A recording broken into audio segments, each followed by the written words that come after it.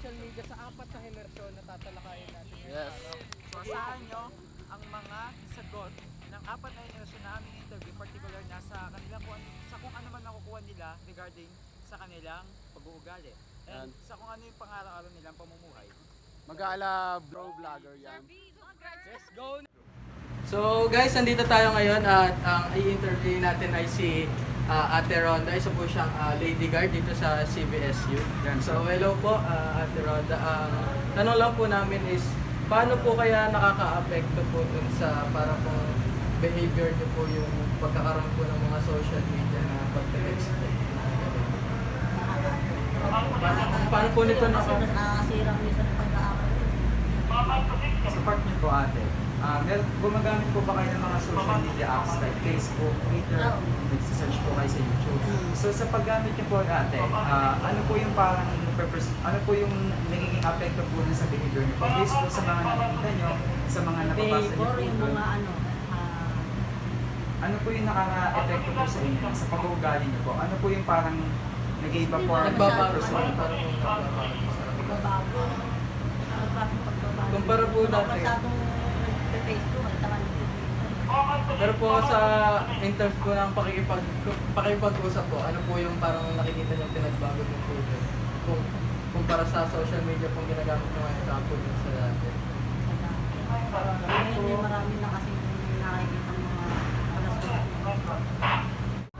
At tungkol naman po dun sa pambuong buhay nyo na, yung parang kung sa kabuuan po ng buhay. Ano po kaya sa tingin nyo yung naitutulong o para po parang papahirap po sa inyo ng internet? sa internet nakakatulong yun kasi hindi nyo makakapag-na sa mga umano sa buhay katulad sa mga layo. Nakaka-apekto kasi minsan pag wala kang pangbayad na internet talaga apektado ka. Eh doon naman po sa masama mga sa'yo. Kaya mga kabataan computer, di ba? Minsan nakasuot na dahil doon. Hindi ka tulad dati, naglalaro ka lang pag napagod ka tutulog. Ngayon, magdama rin sa computer. Maraming salamat po. Thank you po. Salamat po sa time. Hi guys! So katatapos lang po ng interview namin doon sa aming first interviewee mula sa generation. Hindi ko po alam kung saan dito. Pero ayun po, kasalukuyan po kami pumupunta ngayon sa, ewan ko kung saan. U-Mall! Okay, U-Mall! Bago maganap ng ating mga susunod na interview. Ayan po pala ngayon, ada po pala ginaganap ngayon yung ating Culture and the Arts Festival King and Queen of Pasilyo of Queen. So, baka lang si Batman. Ayan po sila, no? Nauna maglakad. Tapos na naman guys, ang ating unang interview. Kaya na, Andrei at Tristan. Okay lang ba? Kaya pa. Ayan guys, babalik.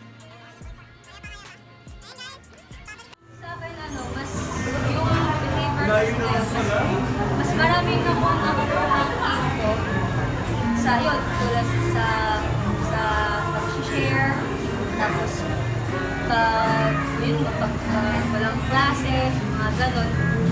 Tsaka pag sa mga groups, pag sa mga activity, pag may events.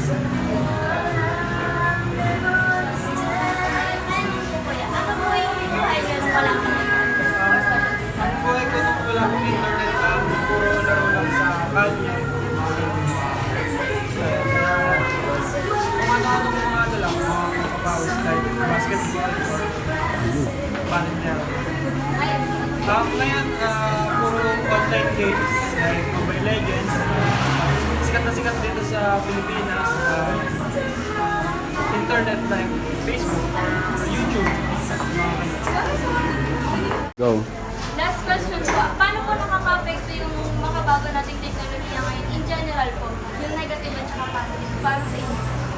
Ang positive kasi, parang may nakukuha tayong info bawat araw.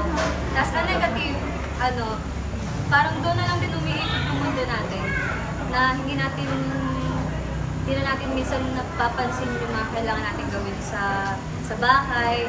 Kasi pagkakapunta agad natin, pagkakauwi agad natin, sila agad yung buksan.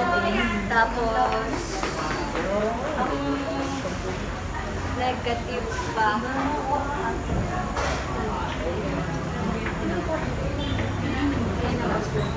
Siya, ikaw. Saan ang positive, nakakatulong siya tulad ng communication sa mga classmates, mga teacher, and mga other relatives na nasa malayong lugar. And sa negative naman is, meron tayong mga info na hindi natin dapat nababasa, like mga about sa depression na parang gusto mo pakamatay or kung ano man.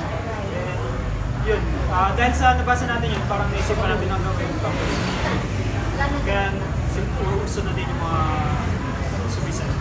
So, hindi yun po, medyo nagre-relate tayo sa iyo. No do our thing lang. Wala mas kinakita ko lang. Thank you so much. Salamat po. Paano po dati po, paano nakapag-influence ang internet sa communication at saka po sa pag-uugat? Na-influence sa akin ng communication, ng social media sa communication is first yung mas nagiging mabilis yung communication ko. Kasi di ba dati, parang ilang months bago dumating yung reply ng message ko sa'yo. Ngayon, parang instant na isang click mo lang dun sa send na sign, ayun, makakatanggap ka na agad ng reply. Tapos doon naman sa behavior about sa social media, parang kung dati, sobrang hinhin ko, so, dun sa effect ng social media sa akin, parang mas naging open ako sa mundo. Parang, okay, parang malawak na yung alam ko. Hindi na lang ako nakafocus dun sa isang bagay. Ano naman pong, paano naman po nakaka-apekto yung social media noon sa inyo? Nung wala pa yung social media? Yung difference po. Dati po talaga, parang nakapaka-close ko po sa mundo. Parang wala po akong iniisip kundi yung sarili ko, yung family ko, tsaka yung friend ko. Tapos wala akong alam-alam sa mga trends na kung ano yung nagaganap sa paligid ko. Kung ano yung alam ko, doon lang ako nakafocus. Wala na akong, parang hindi ko na alam yung nangyayari sa iba. Kasi nga, close ako, parang wala akong access sa ibang tao. So, ngayon po, paano nakaka-apekto sa inyo yung usage po ng internet in general? Diba, ngayon tayo, Generation Z, more on tayo sa social media. Parang mas naging informed tayo dun sa society natin or sa environment natin kung ano yung nagaganap. Tapos mas nagiging, maalam na nga. Tapos parang, parang nandun tayo sa word na trendy. Parang naka-in tayo sa panahon na ngayon. Kasi tayo as Generation Z, parang doon nabubuhay tayo sa social media. Parang walang saysay yung buhay natin kung wala yung social media na yan. Kasi parang na siya, kung ang boring ng walang social media, parang sobrang dark ng mundo mo pag walang social media.